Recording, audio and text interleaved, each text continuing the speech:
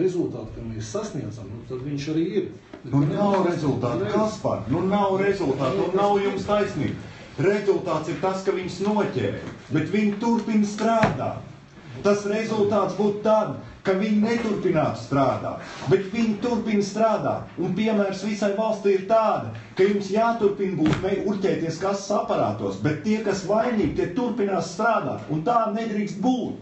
Tā ir pamat problēma. Kur to lēmumu pieņēma, ka viņi turpina strādāt? Mēs pieņemam kriminālprocesu. Kāpēc? Kāpēc? Viņi ir jāizslēdz. Nevienā normālā pasaules valstī šitāds uzņēmums neturpināt strādāt. Viņš neturpināt strādāt. Ticiet man!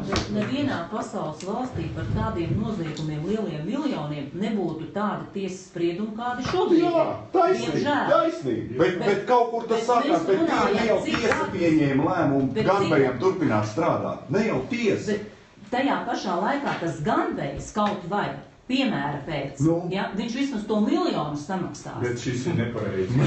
Šis ir nepareizi. Sanāk tā, ka visus, es nozogu 10, un mana indulģence atdodot vienu atgriezās. Mēs nerunājam par pareizi vai nepareizi šajā. Es to nesaprotu. Es dzīvoju tajā pasaulē. Jā, bet Ganvejs ir piemērs.